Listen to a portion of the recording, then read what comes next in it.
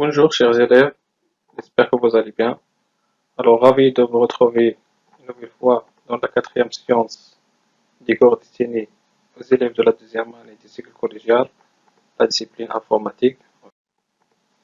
Un petit rappel de ce qu'on a déjà vu. Alors oui, la définition d'un réseau informatique, comme d'habitude, oui Karima, c'est un ensemble de moyens matériels, très bien, et logiciels. Pourquoi? C'est pour assurer qui assure la communication entre les ordinateurs. Très bien.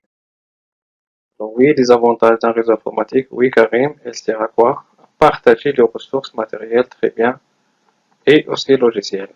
En termes de temps, oui Karima a gagné le temps, et concernant le coût d'équipement, à la place de gagner de l'argent, on va dire réduire le coût d'équipement, très bien, et enfin, assurer la communication, communiquer entre les membres des réseaux, très bien. Alors, selon la liaison entre les ordinateurs ou bien les moyens matériels, s'il y a des câbles ou bien des fils, on dit c'est un réseau et l'air, très bien. Oui, sinon, s'il n'y a pas de câble, oui, Karim, c'est un réseau sans fil, très bien. Oui, maintenant, concernant les services, s'il y a plusieurs ordinateurs qui présentent des services, on dit c'est un réseau poste à poste, ou bien serveur avec S, client avec S. Alors oui, s'il y a un seul ordinateur qui présente des services, on dit c'est un serveur. Et les autres, ce sont des clients, ok, qui exploitent les services présentés par le serveur. Alors, un serveur avec sans S, ok, et client avec S, ok, un seul serveur et plusieurs clients. Par contre, dans le réseau poste à poste, on trouve plusieurs serveurs et plusieurs clients ou bien serveurs et clients à la fois. Alors, pour distinguer entre les deux, on va renommer serveur avec S et client avec S un réseau poste à poste pour distinguer entre les deux. Très bien. La configuration mot poste d'un réseau. Pour participer à un réseau filaire, on aura besoin de quoi? Très bien, des cartes réseau obligatoires pour chaque ordinateur et un câble réseau comme canal de transmission, comme canal de communication.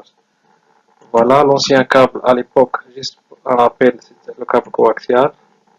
Ça y est, c'est dépassé car il s'aligne sur la route. Ok, maintenant le câble le plus utilisé dans le réseau domestique ou bien dans le réseau locaux dans les salles informatiques, c'est le câble paire torsade, mais le câble puissant, le nouveau câble, c'est le câble fibre optique. Alors, concernant le réseau sans fil, pour participer à un réseau sans fil, il me faut une carte réseau spéciale nommée adaptateur Wi-Fi. Très bien. J'ai le choix, soit j'achète la clé USB Wi-Fi, ok, pour se connecter à un réseau sans fil. S'il y a un risque de vol, j'utilise la carte PCI, je l'installe, ok, une bonne fois pour toutes.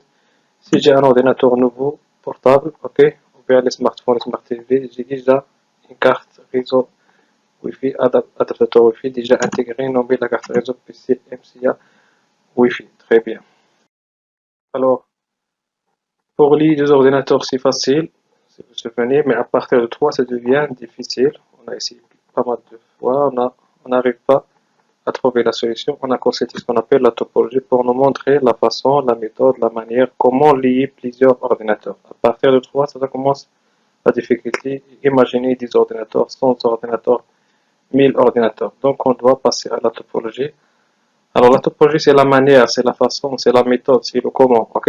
Donc, tel que les équipements informatiques, entre parenthèses, soit les ordinateurs, soit les appareils numériques en général, sont connectés, sont liés entre eux. Alors, la topologie va nous montrer comment lier les ordinateurs entre eux et comment les connecter. Très bien. Alors, on a comparé les trois topologies bis anneau étoile. La première topologie est facile. Un câble principal, je ferme ses extrémités, je coupe et je branche le câble secondaire. Pareil concernant l'anneau, sauf que l'anneau, le câble principal est fermé ou bien bouclé. La topologie en étoile base sur l'utilisation d'un appareil central. On branche tous les ordinateurs avec cet appareil via leur câble propre. Ok. Alors, la stabilité des informations, si on rajoute des ordinateurs dans la topologie en bis, je risque de perdre les informations. Par contre, dans la topologie en anneau, il n'y a pas de perte d'informations car les informations circulent dans un seul sens. Car le câble est fermé. Mais attention, il y a la perte de temps. Ok. En étoile, les informations sont stables. À chaque fois, on rajoute des ordinateurs. On peut ajouter d'autres ordinateurs. On peut changer l'appareil central s'il y a 8 ports, à 16 ports, à 32 ports, à 64 ports. Ça dépend du nombre des ordinateurs souhaités dans notre réseau. Alors oui, la tolérance de panne, ça veut dire est-ce qu'il pardonne la panne s'il y a une panne dans une partie du réseau? Est-ce que le réseau fonctionne à merveille? Non, concernant le bus, non. Oui, Karima, non plus concernant l'anneau, très bien. Et en étoile, oui, Karim, il pardonne la panne, ça veut dire s'il y a une panne dans une carte réseau d'un ordinateur, les autres ordinateurs fonctionnent à merveille sans problème. Voilà. Alors oui, la meilleure topologie choisie, c'est la topologie en étoile. Elle est basée sur l'utilisation d'un appareil central. Ok. Les cartes réseau, tous les ordinateurs doivent être pilotés par des cartes réseau lorsqu'on a choisi un réseau filaire. Ok. Et voilà un appareil central. Il faut installer les cartes réseau et l'appareil central. Il faut lier tous les ordinateurs à cet appareil-là. Chaque ordinateur avec cet appareil-là en utilisant un câble propre à lui. D'accord. Voilà. Alors cet appareil-là, nommé quoi? Alors, c'est la topologie en étoile. Cet appareil nommé le hub ou bien le switch. Nommé le hub ou bien le switch. Alors, voilà le premier ordinateur vers le septième ordinateur. Très bien. Avec une imprimante réseau. Alors, nous avons 7 ordinateurs et une imprimante réseau. Lorsqu'on met le hub, voilà qu'est-ce qui se passe. Lorsqu'on remplace le hub par un switch, voilà qu'est-ce qui se passe. Toujours 7 ordinateurs. Regardez bien, de 1 jusqu'à 7, avec une imprimante partagée dans le réseau. Ok, c'est une imprimante réseau. Voilà.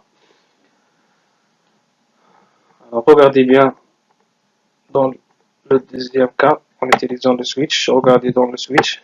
Ok. Alors, qui a envoyé le message? C'est l'ordinateur numéro 1. À qui, à votre avis? Voilà, regardez le message. Il vient de sortir de l'ordinateur 1 pour rentrer au switch. Oui, il va aller vers l'imprimante. Très bien. Donc, l'utilisateur de l'ordinateur 1 veut imprimer un fichier. Très bien. Il l'envoie vers le switch. Le switch, il l'envoie vers l'imprimante directement. Très bien. Alors, la même action concernant l'ordinateur 1 cherche à imprimer le fichier. Regardez, il a envoyé le fichier vers le hub, mais le hub, il a coupé le fichier et l'envoie à tous les ordinateurs de réseau. Et aussi à l'imprimante. Ok? Alors, vous croyez que tous les ordinateurs vont lire son fichier? Karima? Oui. Karim? Oui aussi. Non. Alors, les cartes réseau vont recevoir les fichiers envoyés par le hub. Si il s'agit de leur adresse, c'est bien, ils les acceptent. Sinon, ils les refusent. Ok? Alors, la carte réseau analyse l'adresse de destination. S'il appartient, elle accepte le message. Sinon, il le refuse. Donc, il ne va pas afficher le message. Ok? Malgré il est envoyé par le hub. Donc la carte réseau, il est là pour gérer le flux, pour gérer les informations envoyées par les autres par le hub. Ok. Par contre ici le switch, il analyse l'adresse. Ok. Le hub n'analyse pas l'adresse, il envoie directement le message à tout et il laisse le rôle à faire pour les cartes réseau de chaque ordinateur vont analyser l'adresse de destination. S'il leur appartient, c'est bien, sinon ils le refusent. Très bien. Alors, on dit que le hub reçoit le message et le diffuse à tout. Accent. Le hub reçoit le message et le diffuse à tout. Alors, tous les cartes réseau de chaque ordinateur reçoivent le message envoyé au hub, ok? Ou bien par le hub. S'il leur appartient, ils l'acceptent, sinon ils le refusent. Alors, vous voyez, les cartes réseau vont travailler à chaque fois une information circule dans le réseau, les cartes réseau vont vérifier s'il leur appartient ou bien non. Par contre, dans le switch, les cartes réseau sont contentes, sont à l'aise. Pourquoi? Car le switch fait ce travail-là, il analyse l'adresse de destination et envoie le message uniquement au destinataire. C'est bon? Alors, les cartes réseau dans le hub doivent faire multiplier leurs efforts à chaque fois il y a une communication dans le réseau. Ils vont vérifier l'adresse. Ok? Par contre, dans le switch, les cartes réseau sont à l'aise, sont contentes. Ok? Car ils reçoivent les messages ou bien les informations qui les appartient. Ok? Très bien. Alors, qui est le plus bon, c'est le hub ou bien le switch? Oui, très bien, Karima, c'est le switch. Pourquoi? Car il est très bien, car il est sécurisé. Très bien. Alors, on envoie un message. Le switch analyse l'adresse de destination et l'envoie uniquement au destinataire. Alors le switch, il joue le rôle d'un intermédiaire fiable, ok. Par contre, le hub s'en fout aux adresses de destination et l'envoie directement à tout, ok. Et les cartes réseau vont analyser l'adresse. C'est bon? Alors en termes de sécurité, qui est le plus sécurisé? Oui, c'est le switch. Alors le switch va être plus cher que le hub. Très bien. Alors, à votre avis, dans le cybercafé, on va utiliser le hub ou bien le switch? Oui, carrément, on doit utiliser le switch. Alors, non. Alors, chaque cyber ne s'intéresse pas à la sécurité des clients. Ok, on passe 1 heure, on paye 3 dirhams. Alors, on s'intéresse pas à la sécurité. Ok. Alors, dans le cybercafé, on utilise des hubs. Dans les salles informatiques, dans les écoles, on utilise les hubs. Dans les sociétés, on utilise les switches. Ok. Alors, pourquoi le hub est fragile?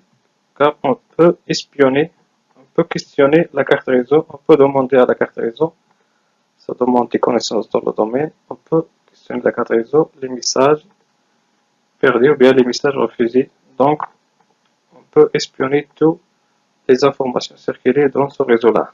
Par contre, c'est difficile dans le switch. Alors, le switch, c'est plus sécurisé. Alors, en bref, le hub reçoit le message, ok, envoyé par l'émetteur, et on envoie ou bien le diffuse à tout. Reçoit le message ou bien l'information et la diffuse à tout. Par contre, le switch reçoit l'information et analyse son adresse, ok, de destination et la diffuse uniquement au destinataire. C'est bon. Donc, tous les cartes réseau dans un réseau switch, là où il y a switch, piloté par le switch, elles vont recevoir uniquement le message, les messages qui les appartiennent, ok. Très bien. Alors, dans le cas d'un réseau sans fil, on n'a pas besoin des cartes réseau, alors on n'a pas besoin des câbles, alors on n'a pas besoin ni de hub ni de switch. Alors on a besoin d'un autre appareil. Alors si vous vous souvenez concernant les, les portables, les ordinateurs portables, les nouveaux ordinateurs portables, ils ont déjà ce qu'on appelle la carte PC MCA Wi-Fi intégrée, capable, ok, capable de faire partie à un réseau sans fil. Et concernant les PC bureaux, soit on utilise les clés USB, ou bien on va installer, fixer les cartes PCI Wi-Fi. Alors regardez bien ici, la carte, l'imprimante réseau. Alors, nous sommes capables d'imprimer sans fil à travers un appareil central. Alors, dans le cas d'un réseau sans fil, est appelé le point d'accès. On appelle ça le point d'accès. Attention, dans le réseau filaire, on peut mettre le hub et le switch à n'importe quel emplacement souhaité. Il suffit de lier tous les ordinateurs à cet appareil-là via des câbles. Par contre, le point d'accès, il n'y a pas de câblage. Il faut bien le mettre dans un endroit précis. Pourquoi? Pour assurer la couverture totale de tous les appareils informatiques. De tous les appareils, c'est bon? Donc voilà la zone couverte par le point d'accès. Une fois que je déplace le point d'accès, je risque de perdre la couverture d'un adaptateur Wi-Fi. D'accord? Donc le point d'accès, il faut faire très très attention à son emplacement. Il faut le mettre dans un endroit pour assurer la couverture totale de tous les adaptateurs Wi-Fi qui appartient à sa zone de couverture. Voilà. Voilà par exemple dans cette maison, on a mis le point d'accès au premier étage pour assurer la couverture totale et au milieu pour assurer la couverture totale de toutes les chambres au premier étage et au rez-de-chaussée. D'accord? Voilà une couverture totale, la zone couverte est large. Ok? Voilà la zone de couverture. C'est bon? Par contre, si on met le point d'accès en bas, on risque de perdre la couverture concernant les moyens matériels ou bien les ordinateurs du premier étage, le premier étage. Très bien. Alors parfois, on a des points d'accès dans la zone de couverture courte. On cherche à améliorer la zone de couverture. Alors il faut acheter un point d'accès dans sa zone de couverture est large. Ok? Mais on a encore un autre problème. Si on va acheter un autre point d'accès trop cher qui recouvre une zone assez large, on risque de recouvrir les autres maisons. Ok? Donc, partager la zone de couverture avec l'espace public. Ok? Alors, c'est pas bon ça. Donc, on doit limiter l'usage de notre zone Wi-Fi. Alors, comment ça? Il suffit d'acheter ce qu'on appelle les répéteurs. Les répéteurs Wi-Fi pour recréer des petites zones Wi-Fi. On va créer des petites zones Wi-Fi pour chaque étage ou bien pour chaque chambre. Mais attention, cette fois-ci, on va utiliser aussi des câbles pour les répéteurs avec le point d'accès. Alors maintenant, nous avons quatre zones Wi-Fi pour recouvrir la maison. Ok? Mais uniquement la maison. Alors voilà, c'est une solution si on souhaite à ne pas recouvrir les autres maisons des voisins. Ok? Voilà. Alors voilà, en bref, dans un réseau filaire, chaque ordinateur a besoin d'une carte réseau. Voilà, une carte réseau pour chaque ordinateur. Pour les ordinateurs dans un réseau sans fil, on a besoin d'une carte PCI Wi-Fi pour installer carte PCI Wi-Fi ou bien utiliser les clés Wi-Fi.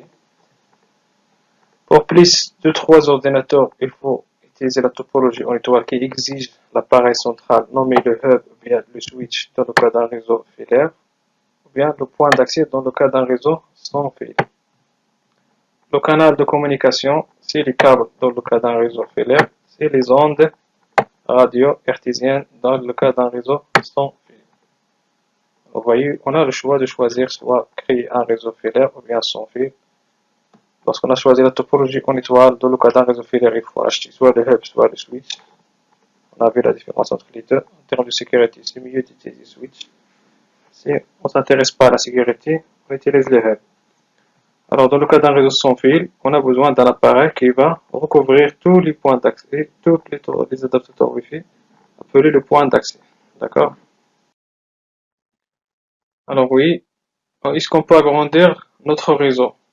Peut-on agrandir notre réseau? On a un petit réseau de 2 ordinateurs, de 3 ordinateurs. Est-ce qu'on peut rajouter des autres ordinateurs? Oui, très bien. Dans le cas d'un réseau pour la topologie en étoile, il suffit d'ajouter des câbles en provenance des ordinateurs ajoutés dans le hub ou bien dans le switch. Une fois on arrive à compléter les pointes, les hubs ou bien les switches, on doit acheter un autre hub ou bien un autre switch, ou bien ajouter un autre. C'est bon? Est-ce qu'on peut regrouper plusieurs réseaux de même type? Par exemple, nous avons 2 réseaux distincts dans les autres salles. Par exemple, nous avons 100 ordinateurs dans notre école. On ne peut pas regrouper 100 ordinateurs dans une salle. Alors, on va créer 10 réseaux. Dans chaque salle, on va créer un petit réseau. Alors, il nous faut 10 salles. Ok. Dans chaque salle, il y a un petit réseau piloté par un hub et un switch. Alors, pour regrouper tous les petits réseaux créés dans les salles, on va regrouper uniquement leur hub. Ok. Vous voyez, par exemple, dans la salle 1, dans la salle numéro 1, on va créer un petit réseau. On peut ajouter plusieurs ordinateurs. 5, alors 4, 4 ça fait 13 jusqu'à 16. Ok. Dans la deuxième salle, on a créé un autre réseau. Dans la troisième salle, on a créé un autre réseau. Alors, pour regrouper tous les réseaux de 3 salles dans un seul réseau, on va utiliser un switch qui regroupe les hubs des salles. Ok. Comme ça, on a un seul réseau. En réalité, on a un seul réseau. Lorsqu'on connecte les hubs avec les switches, on dit c'est un seul réseau. Ok. Alors, lorsqu'on déconnecte les câbles, on dit voilà 3 réseaux distincts. Ok. Alors, lorsqu'on connecte les 3 hubs vers un switch, voilà, on a regroupé les sous-réseaux en un seul réseau. Très bien. Donc, on peut créer des petits réseaux dans des salles, dans des endroits, et enfin les regrouper dans un seul switch. Comme ça, on a créé un seul réseau, malgré les contraintes de l'espace. Okay. Alors, tout à fait pareil concernant les réseaux sans fil. Est-ce que je peux regrouper de petits réseaux sans fil? Alors, cette fois-ci, il faut faire très attention. Les 2 salles doivent être adjacentes. Okay. ou bien la zone de couverture du point d'accès est assez large. Par exemple, dans la salle 1, nous avons la salle numéro 1, nous avons un réseau sans fil piloté par un point d'accès, et dans la salle 2, un réseau sans fil piloté par un point d'accès. Est-il possible de regrouper les deux dans un seul réseau? Oui. Soit on va utiliser un autre point d'accès, on va acheter un autre point d'accès dont sa zone de couverture est assez large qui recouvre tous les ressources matérielles de l'étosale adjacente, ou bien il suffit de rapprocher les points d'accès, mais il faut faire très attention à la zone de couverture. Alors on a deux solutions, soit rapprocher les deux points d'accès des deux salles, okay, et faire un travail de côté logiciel, ou bien d'utiliser un point d'accès capable de recouvrir les deux points d'accès, le chef des chefs. Okay. Puisqu'on peut regrouper deux salles là où il y a deux réseaux différents. Très bien. Imaginez dans la salle numéro 1, il y a un réseau filaire piloté par un hub ou bien un switch. Okay. Et dans la deuxième salle, il y a un réseau sans fil. On a choisi le réseau sans fil. Est-ce qu'on peut regrouper les deux salles, les deux réseaux dans un seul réseau? Oui. Il suffit de lier le point d'accès avec le switch, okay, et faire une configuration logicielle. Et voilà, comme ça, on a un seul réseau composé de deux réseaux différents, de différents types, un réseau filaire et un réseau sans fil. Maintenant, tous les ordinateurs de cytosal peuvent communiquer entre eux, malgré qu'il appartient à deux sous-réseaux de types différents, sans fil et filaire. D'accord? Donc l'essentiel, on peut regrouper les deux sous-réseaux, bien plusieurs sous-réseaux, soit de même type, soit de différents types, ok, pour créer un grand réseau qui regroupe tous les petits réseaux.